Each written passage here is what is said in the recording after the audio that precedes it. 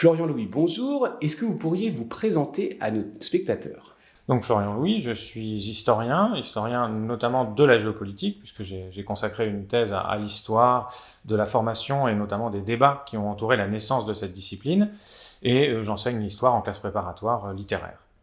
Alors, vous venez de publier aux éditions Opuf, en 2022, un ouvrage qui s'appelle « Qu'est-ce que la géopolitique ?», qui inaugure une nouvelle collection chez les Puf, intitulée sobrement « Géopolitique ». Alors, pourquoi cet ouvrage? Quelle est sa genèse et quelles étaient vos ambitions lors de sa réalisation? Alors l'ouvrage, il est né justement de mes travaux de recherche doctorale pour ma thèse, cette thèse qui sera normalement publiée sous la forme d'un livre en 2023, mais donc j'ai eu l'occasion évidemment depuis des années que je travaille sur cette thèse et maintenant que je l'ai soutenue, d'échanger avec pas mal de gens dans le petit milieu de la géopolitique en France à propos de mes travaux, parmi eux Frédéric Ancel qui se trouvait lancer donc une collection de géopolitique aux presses universitaires de France, où je suis par ailleurs édité pour d'autres ouvrages depuis plusieurs années. Et donc assez vite dans nos discussions est venue l'idée que ce serait bien que j'écrive un petit essai dans cette collection et que ce serait bien que cet essai arrive en premier pour inaugurer la collection.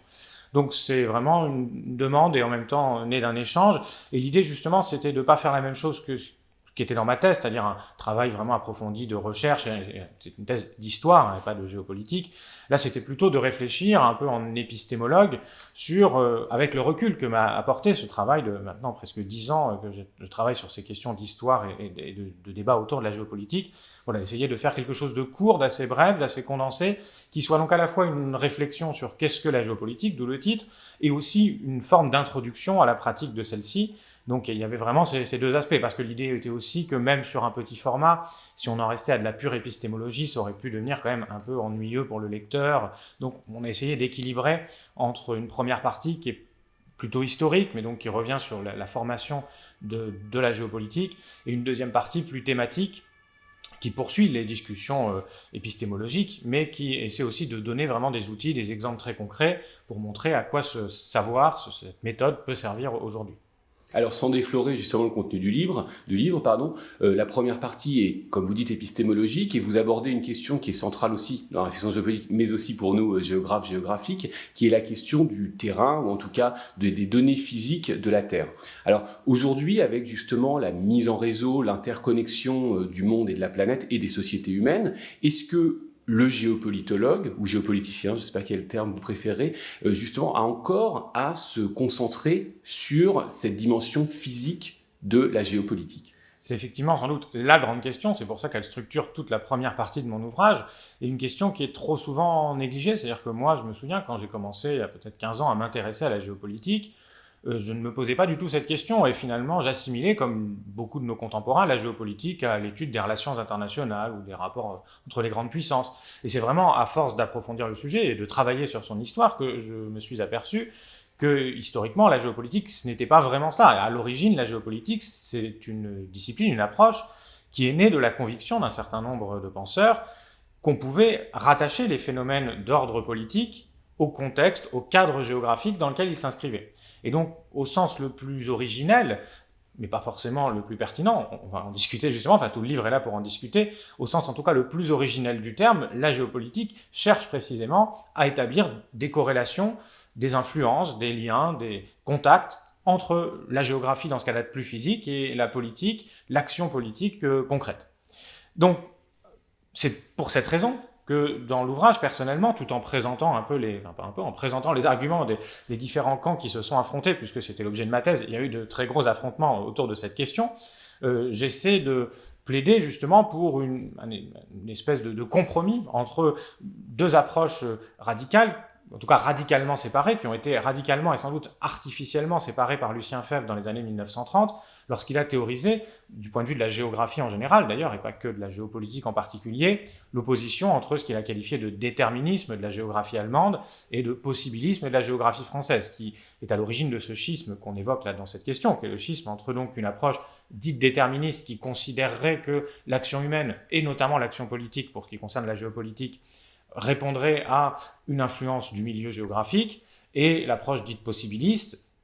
qui postulerait, elle, que la nature n'offre que des possibilités, mais pas des contraintes déterminantes, et que l'homme fait avec ce que lui offre la nature, mais finalement est capable de dominer les contraintes de celle-ci. Et donc moi, j'essaie de défendre, après avoir présenté les deux points de vue et les arguments de ces deux écoles, une approche un peu intermédiaire, hein, en expliquant que on peut... Malgré tout, selon moi, si on veut garder en tout cas la pertinence du mot géopolitique, parce que c'est tout le problème en fait, on peut bien sûr considérer que la géographie n'a aucun impact, je ne suis pas sûr que ce soit vraiment le cas, on pourrait y revenir avec des exemples concrets si vous voulez, sur les affaires internationales d'aujourd'hui, mais si on fait ça, alors pourquoi parler encore de géopolitique ? Parce qu'on en oublie, on parle en fait là de politique tout court, et à ce moment-là, c'est la science politique qui va étudier la chose. Donc il faut le faire intelligemment. On ne peut pas expliquer la politique uniquement par des facteurs géographiques, mais il me semble que la valeur ajoutée de l'approche géopolitique, c'est précisément d'essayer d'introduire de la géographie dans une approche plus générale, axée autour des sciences politiques, de la sociologie, de l'écologie, de l'économie. C'est pour ça aussi que je plaide pour une géopolitique modeste, parce que je ne pense pas qu'au sens strict, la géopolitique puisse expliquer à elle seule les situations contemporaines.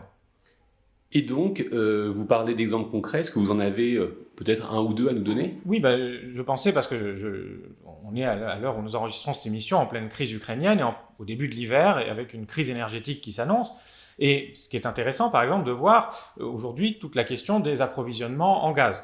On a d'un côté, justement, des approvisionnements qui se font par gazoduc, donc par voie terrestre, des infrastructures qui épousent des contours ou des lignes géographiques et qui sont précisément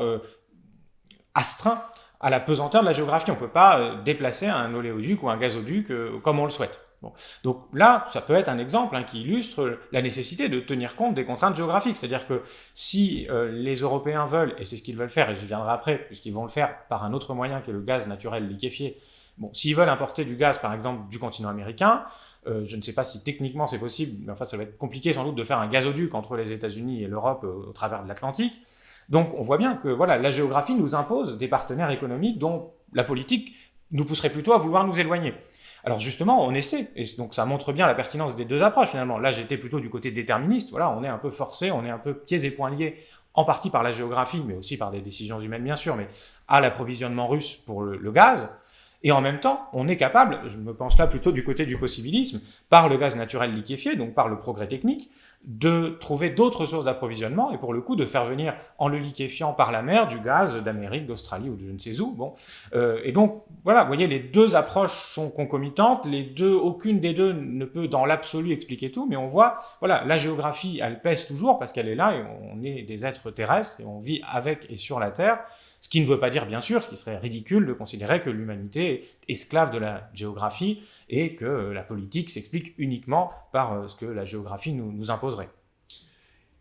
Dans votre ouvrage, vous revenez sur l'histoire, sur la naissance, puis le développement de la discipline géopolitique, donc depuis le 19e. Vous, bien sûr, si on considère le cas français, vous revenez sur l'action fondamentale du géographe Yves Lacoste dans sa volonté de la remettre au goût du jour.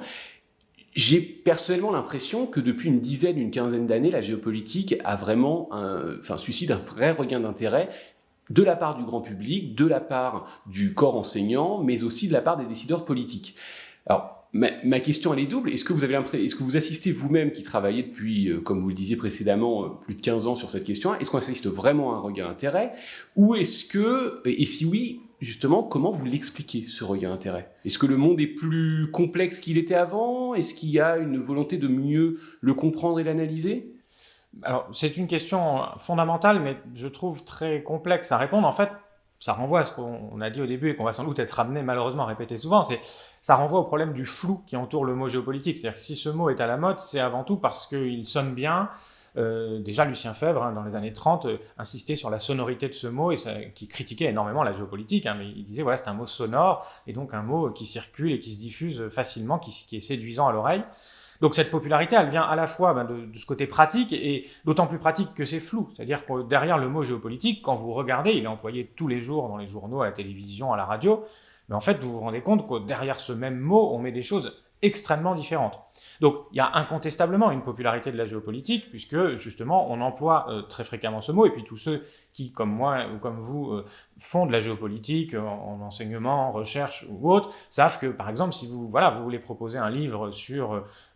la place du football dans les relations internationales, votre éditeur, il va vous dire, vous l'appelez géopolitique du football, parce que c'est plus vendeur, parce que c'est comme ça. Bon. Donc, il y a clairement un effet de mode qui, à mon avis, bon, on va pas s'en plaindre, parce que c'est aussi ce qui suscite l'intérêt du public pour nos travaux, mais malgré tout, me semble un peu problématique parce que ça entretient vraiment un grand flou, et le flou n'est jamais très bon, parce que justement, le mot est un peu employé à toutes les sauces, et au final, on ne sait plus vraiment de quoi on parle, ce qui fait que, sous l'étiquette géopolitique, il suffit d'ouvrir des livres qui ont ce mot sur leur couverture dans une librairie, on trouve des choses vraiment très très différentes, qui peuvent d'ailleurs, c'est pas un problème de qualité, ça peut être tous de très bonne qualité, mais on se demande bien qu'est-ce qui les réunit sous l'étiquette géopolitique. Et puis, pour terminer au moins provisoirement sur ce premier point, il faut quand même préciser une chose qui me paraît importante, c'est que cette popularité, elle est surtout française. Elle est de plus en plus, on en parlera peut-être, européenne, parce que justement la Commission européenne aujourd'hui, donc vraiment nos dirigeants au niveau européen se revendiquent désormais de la géopolitique, c'est dire si le mot est populaire, mais c'est quand même surtout une mode française qui est née effectivement dans la foulée du grand travail de géographie publique, j'ai envie de dire, comme on parle d'histoire publique, fait par Yves Lacoste à partir des années 80, qui a énormément contribué à populariser le terme et à le diffuser. Mais si vous allez, pour le coup, dans le monde anglo-saxon, qui évidemment compte de manière essentielle, notamment dans le monde académique, le mot géopolitique est beaucoup moins utilisé qu'en France, et pour le coup, on parlera plutôt de RI, de relations internationales, et ça vient aussi très largement, pour le coup, du découpage des champs universitaires, puisque voilà, aux États-Unis, on a vraiment des départements institutionnalisés de relations internationales, et tous ceux qu'en France on qualifie de géopolitologues ou de géopoliticiens, les Huntington, les Fukuyama ou d'autres, sont en général des politistes qui enseignent les relations internationales ou la science politique et qui ne se revendiquent pas ou très peu de la géopolitique. En France, c'est un peu différent parce que la filière relations internationales, mis à part à Sciences Po, est assez peu développée, même s'il y en a. La géopolitique aussi, on pourrait en reparler. Là, pour le coup, dans quasiment aucun pays du monde, il y a des chaires, il y en a quelques-unes, mais vraiment très peu. Il n'y a pas de filière. En France, si on fait de la géopolitique, on est en général inscrit dans une université, une faculté de géographie ou peut-être de sciences politiques. Voilà, mais il n'y a pas très peu de développement académique. Ça, c'est lié au découpage des disciplines et au partage disciplinaire qui remonte au 19e siècle. Et cette complexité aussi, je pense, mais peut-être corrigez-moi, elle est due aussi à l'évolution des objets de la géopolitique par facilité de langage. Et justement, vous consacrez un chapitre très important à cette nouvelle géopolitique, ou tout au moins ces nouveaux objets géopolitiques, ce que vous appelez la géopolitique non terrestre. Je mets des guillemets à cette expression. Qu'est-ce que vous entendez par cette expression et quels sont les enjeux qui se jouent autour de ces objets géopolitiques non terrestres ? Alors effectivement, la géopolitique s'intéresse à des objets nouveaux et c'est normal, c'est aussi la condition de sa survie, notamment parce que, c'est ce qu'on disait au début, très tôt, la géopolitique a été accusée d'être, si ce n'est une approche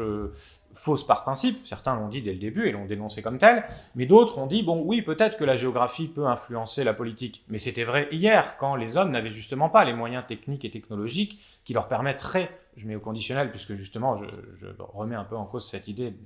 prise dans sa simplicité, qui leur permettrait de s'abstraire totalement de leur géographie. Donc très tôt, il y a des gens qui ont voulu justement perpétuer l'approche géopolitique et qui ont donc cherché à montrer que les progrès technologiques, je pense notamment à l'aviation et la maîtrise du vol dans l'espace, c'est-à-dire à la fois les avions mais aussi les missiles. Il y a très, très tôt, en gros, dès la Seconde Guerre mondiale, il y a des critiques nombreuses, notamment aux États-Unis, qui disent voilà, la géopolitique, ça a peut-être été vrai, ça a peut-être été pertinent dans les années 20, mais ce n'est plus du tout pertinent dans notre monde, puisque aujourd'hui, avec un avion ou avec un missile intercontinental, eh bien, on peut toucher n'importe quel point du globe depuis n'importe quel autre point du globe sans tenir compte réellement de la géographie. Donc, quand on pense du point de vue géopolitique, l'espace aérien, par exemple, ça pose là vraiment une question, si j'ose dire, de vie et de mort de la discipline. Alors, il y a eu les deux approches. Il y a ceux qui disent, comme je viens de vous le dire, et qui ont dit très tôt, c'est la mort de la géopolitique. Il y a ceux qui ont dit non. Mackinder, par exemple, qui est l'un des pères fondateurs de la géopolitique, même s'il ne s'est jamais revendiqué de cette approche, dans un de ses tout derniers textes qu'il écrit durant la Seconde Guerre mondiale, il explique que l'arme aérienne, d'après lui, ne change pas grand-chose à son modèle qui est fondé sur la puissance terrestre, parce que, dit-il, et c'est vrai, pour faire voler des avions, il faut des aérodromes qui sont donc quelque part sur Terre, il faut du carburant qu'il faut aller prélever quelque part sur Terre. Donc d'après lui, oui, ça change, ça complexifie, mais on ne peut pas dire que ça annule les pesanteurs de la géographie. Alors avec le temps, d'autres milieux, bien sûr, ont été abordés par les géographes spécialistes en géopolitique. Les espaces maritimes, bien sûr, l'ont été très tôt, avec, là encore, alors pour le coup, là, ce sont des débats fondateurs dans la discipline, notamment un modèle, toujours comme tous les modèles un peu simplistes, mais entre l'opposition de la puissance terrestre et de la puissance maritime. Vaut-il mieux contrôler les terres ou contrôler les mers pour contrôler le monde, ce qui est la question fondamentale de la géopolitique vraiment classique et traditionnelle. Ces débats se sont poursuivis. Aujourd'hui, on réfléchit plutôt aux questions de souveraineté en mer, de la territorialisation des espaces maritimes, qui déplacent justement en terrain aquatique les rivalités dites géopolitiques qu'on connaît et qu'on connaissait depuis longtemps sur Terre. Et puis plus récemment, bien sûr, se pose la question de l'espace extra-atmosphérique, qui pose justement la question de l'appropriation des astres. Peuvent-ils et doivent-ils être appropriés par des États, comme n'importe quel territoire qu'on aurait conquis ou colonisé? Qu'est-ce que cela pose comme problème? On reste là encore dans une approche géo- ou astropolitique, certains ont proposé, puisque effectivement, alors on est un peu dans la science-fiction, mais certains ont déjà théorisé que qui contrôle la Lune, par exemple, contrôle la Terre, parce que si je contrôle la Lune et que je mets sur la Lune une arme capable de détruire la Terre, eh bien j'exerce une dissuasion telle que je suis non plus le maître du monde, mais le maître de l'univers. Donc, je suis obligé d'évoquer tout ça de manière superficielle, mais effectivement, à la fois ça remet en question la pertinence du paradigme géopolitique, mais ça permet aussi de le renouveler et de lui conserver, voire de lui redonner une actualité, ce qui explique aussi sans doute sa survie, malgré les nombreuses critiques qu'on lui porte, ce qui explique aussi sa diversification et sa complexification, parce qu'à chaque fois, il s'étend à de nouveaux terrains. Vous parlez de science-fiction, alors pour rassurer nos spectateurs, vous êtes aussi les deux pieds dans le terrain dans votre ouvrage, puisque vous vous posez la question, une question qui est d'ailleurs très peu abordée, la géopolitique a-t-elle une finalité pratique? Alors, est-ce qu'elle en a une? Et si oui, laquelle? Alors, c'est effectivement une question qui est assez peu abordée et qui, moi, m'intéresse beaucoup parce que, justement, je rappelle, je suis d'abord un historien et j'ai fait, avant tout, ce qui m'a amené à écrire ce livre, c'est un travail d'histoire de la discipline. Or, l'histoire de la discipline et des débats très nombreux et très virulents qui l'ont entourée, c'est une histoire, justement, d'instrumentalisation dans les deux sens entre des pouvoirs politiques et des savants à prétention justement géopolitique qui prétendent à la fois influencer la prise de décision politique et que les décideurs politiques cherchent souvent à utiliser pour justifier leur propre action. Donc c'est vraiment pour ça effectivement que moi je me suis intéressé, je m'intéresse beaucoup à ces questions. Il faut peut-être rappeler, d'ailleurs on ne l'a pas dit, mais que le mot géopolitique, globalement, il a quelques antécédents auparavant, mais il devient populaire dans l'Europe et d'abord dans l'Allemagne des années 1920, qui n'est évidemment pas n'importe quelle Allemagne, c'est Karl Haushofer, un ancien général devenu géographe, qui lance vraiment le mot, qui lance la première revue de géopolitique. Il se trouve que ce Karl Haushofer qui lance cette revue de géopolitique en 1924, il enseigne pas tout à fait n'importe où, il enseigne à Munich, qui est une ville où vit un certain Adolf Hitler, qui quasiment la même année, en 1923, a fait un coup d'État, qui est emprisonné à la prison de Landsberg, quelques dizaines de kilomètres au sud de Munich, et durant son emprisonnement, Haushofer va le rencontrer à plusieurs reprises. Il se trouve que parmi les élèves, les étudiants de Karl Haushofer se trouve Rudolf Hess, qui est très tôt l'un des bras droits de Hitler au sein du parti nazi. Donc il y a très très tôt des connivences, des liens entre les deux et des débats jusqu'à aujourd'hui sur justement dans quelle mesure les travaux des géopoliticiens allemands, ou en tout cas munichois, parce que sans doute pas le lieu ici de développer, mais la géopolitique allemande, y compris dans l'entre-deux-guerres, ne se résume pas à l'école munichoise d'Haushofer, il y a aussi des écoles concurrentes. Mais donc il y a de grands débats sur la manière dont ces géopoliticiens allemands ont ou non influencé Adolf Hitler. À vrai dire, ces débats sont tranchés par les spécialistes, parce qu'il y a eu des travaux, notamment d'historiens allemands, qui ont vraiment bien creusé le sujet. Simplement, les résultats sont encore assez peu connus, mais les spécialistes aujourd'hui considèrent que l'influence de Karl Haushofer et de son petit groupe de géographes sont en fait assez limitées. Ils ont surtout transmis des mots-clés comme Lebensraum, espace vital, qui vient de Friedrich Ratzel, un autre géographe allemand, mais ils ne sont pas été les conseillers ou les inspirateurs directs ou principaux de la politique hitlérienne. Mais c'est intéressant parce que cette idée que les géopoliticiens munichois seraient derrière la politique nazie, seraient ces vrais inspirateurs, ça renvoie aussi justement aux fantasmes qui ont existé historiquement, parce qu'il y a eu l'idée, notamment au début de la Seconde Guerre mondiale, notamment aux États-Unis, que les succès d'Hitler étaient tellement surprenants et époustouflants jusqu'en 1941-1942 que cet homme, qui n'était pas réputé pour être un grand esprit,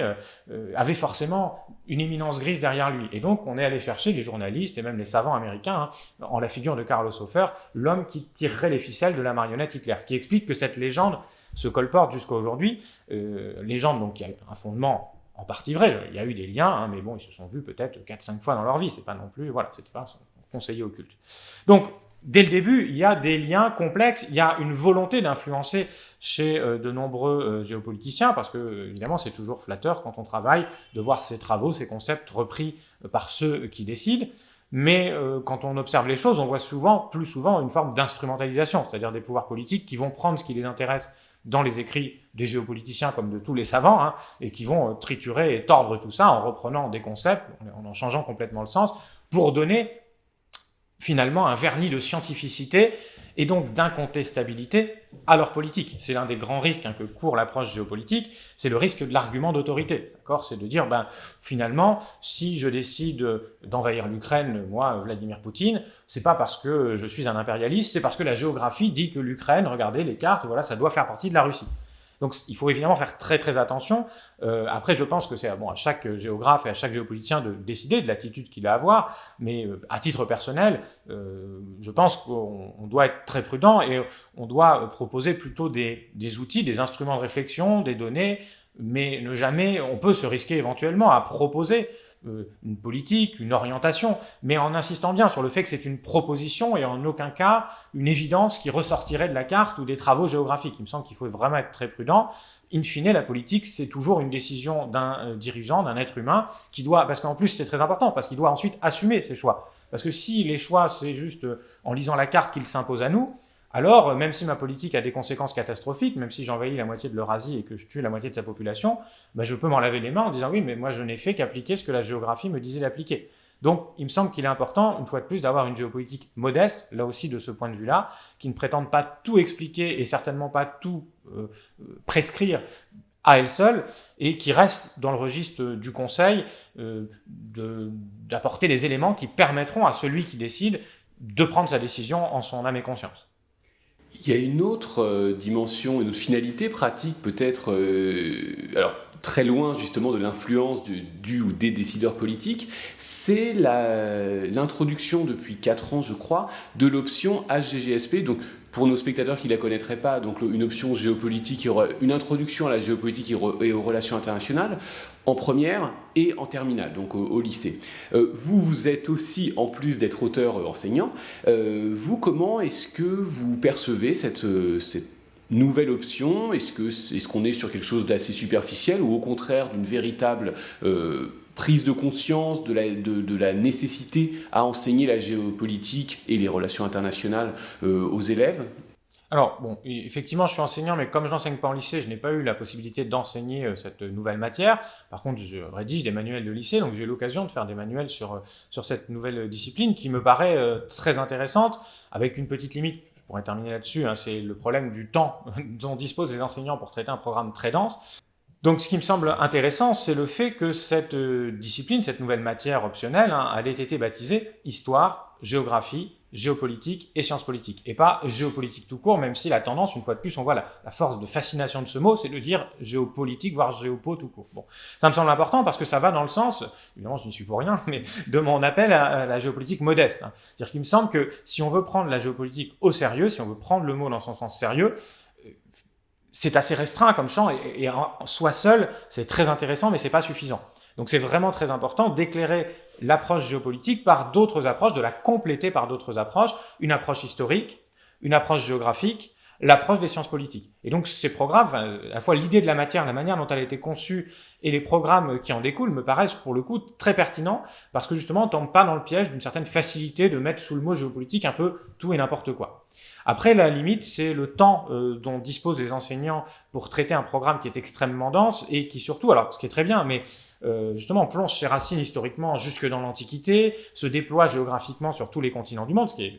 excellent, le contraire serait critiquable. Le problème, c'est que ça nécessite beaucoup de prérequis que n'ont pas forcément les lycéens, et donc ça ne doit pas être simple à enseigner. Moi, je vous disais, j'ai rédigé plusieurs chapitres pour un manuel d'HGGSP, et à chaque fois, je trouvais ça fascinant et passionnant de faire un manuel là-dessus, mais je me disais comment les enseignants vont faire en 2 ou 3 heures pour traiter cette question, sachant par exemple qu'il faut faire référence à la théocratie ou au césaropapisme dans l'Empire byzantin et dans l'islam médiéval, et que les élèves qui arrivent en première ou en terminale ne savent pas forcément grand-chose, et parfois c'est un euphémisme, de ce qu'est l'histoire de l'Empire byzantin. Donc il y a toute cette histoire d'arrière-plan, mais bon, je pense que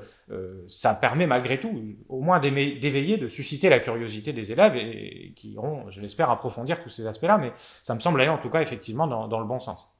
Je voudrais finir notre discussion par vraiment un sujet particulièrement actuel, qui est les questions plutôt environnementales et climatiques. Et vous proposez justement dans votre livre un chapitre qui se demande comment articuler, je vous cite, géopolitique et cosmopolitique. Alors, qu'est-ce que vous entendez par le terme de cosmopolitique et en quoi peut-il nous permettre d'une part de comprendre, mais aussi d'apporter peut-être des réponses à la crise environnementale qui est déjà présente aujourd'hui? Alors effectivement, c'est une des propositions, vous avez raison d'insister, hein, c'est une proposition, un essai de réflexion de mon livre, hein, de réfléchir à l'articulation entre géopolitique et cosmopolitique, et ce qui me permet de faire le lien entre les deux, c'est un troisième mot-clé qui je pense important d'introduire dans cette question et dans la réponse que j'y apporte, qui est le mot anthropocène. C'est-à-dire qu'il me semble que l'événement anthropocène, comme on le dit aujourd'hui, est vraiment très éclairant et très intéressant par rapport à tout ce dont on parle depuis le début, c'est-à-dire par rapport au débat autour de la géopolitique, parce qu'il montre précisément ce que j'ai essayé de montrer dans mon livre, que ni l'approche strictement possibiliste, ni l'approche strictement déterministe ne sont satisfaisantes. Qu'est-ce que nous montre l'Anthropocène? Il nous montre que l'humanité est devenue tellement puissante qu'elle en dérègle le système bioclimatique dans lequel elle vit. Donc ça va plutôt du côté du possibilisme. L'homme peut tout faire, y compris le pire, et n'est pas l'esclave de la géographie, mais au contraire réduit d'une certaine façon en esclavage le milieu dans lequel il vit. Mais inversement, l'Anthropocène, ce sont aussi des catastrophes de plus en plus nombreuses qui affectent l'humanité et qui montrent sa grande faiblesse. Donc l'Anthropocène, c'est à la fois, de ce point de vue-là, aussi une forme, avec des guillemets, mais de revalorisation de l'approche dite déterministe qui pensait justement une forme, si ce n'est de soumission, en tout cas de domination, avec plein de guillemets, de l'humanité par le milieu. Et donc, je pars de là, je réfléchis à ce que fait l'Anthropocène à la géopolitique, et il me semble qu'elle va justement dans le sens que j'essaie de défendre dans la première partie de l'ouvrage, c'est-à-dire d'une forme de compromis, en tout cas surtout de dépassement de cette dialectique et de cette alternative qui me semble finalement stérile,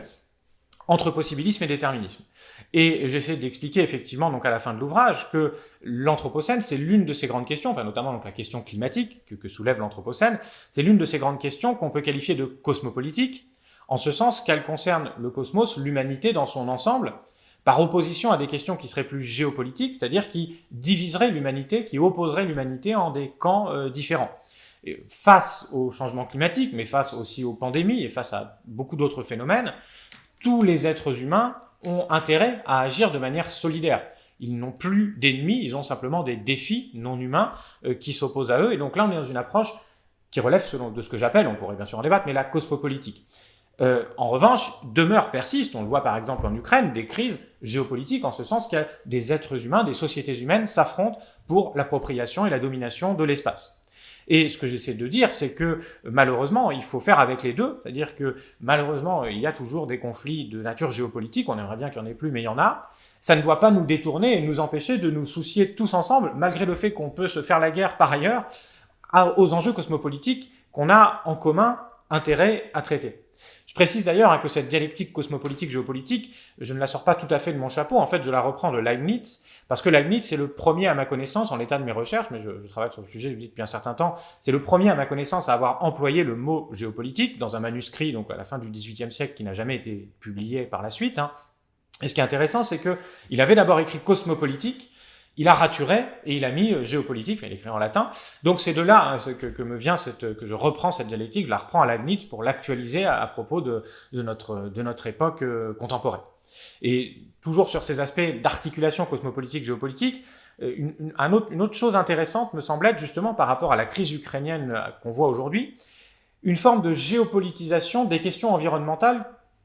que j'abordais pourtant, que j'envisageais comme étant cosmopolitique. On voit aujourd'hui que la crise ukrainienne, qui nous pousse à nous sevrer du gaz russe, est aussi finalement présentée comme un mal pour un bien. C'est-à-dire que c'est censé nous permettre peut-être d'aller plus vite vers la transition vers des énergies non polluantes. Donc là, pour le coup, le gaz devient une forme d'arme géopolitique, mais qui peut être mise au service d'une ambition cosmopolitique, à savoir la lutte contre le changement climatique. Si ce n'est que cette lutte, cette cause censée être cosmopolitique, devient donc, elle est géopolitisée puisqu'elle devient clivante. D'autant plus qu'on est en affrontement avec un pays, la Russie, qui est l'un des rares pays au monde à être peut-être moins préoccupés que d'autres par le changement climatique, puisque pour la Russie, ce qui est intéressant, c'est que c'est un des rares pays qui pense le changement climatique comme une menace, ils le reconnaissent dans leurs doctrines officielles sur le sujet, mais aussi comme une source d'opportunité pour rendre cultivables des terres qui ne le sont pas, pour accéder à des ressources qui sont coincées sous le pergélisol, pour accéder bien sûr à la navigation dans l'Arctique. Donc de ce point de vue-là, il y a un risque pour le coup que la géopolitique vienne compliquer le combat cosmopolitique, puisque d'un côté on a des Européens qui disent très bien, on va se priver plus tôt que prévu du gaz russe et on va aller plus vite que prévu vers l'électrique et donc on va avancer plus vite dans la lutte contre le réchauffement climatique. Mais pour le coup, on transforme en même temps cette lutte qui est censée être consensuelle en une arme de guerre écologique entre guillemets contre la Russie, qui peut, pour le coup, tirer dans l'autre sens, d'autant plus, comme je le disais au début de ma réponse, qu'elle peut penser, à tort ou à raison, avoir un intérêt personnel égoïste, entre guillemets, à un réchauffement climatique limité. Florian Louis, merci beaucoup. Je rappelle que vous êtes l'auteur de Qu'est-ce que la géopolitique aux éditions des PUF, qui est sorti cette année dans la nouvelle collection Géopolitique. Merci encore pour votre participation. Merci à vous.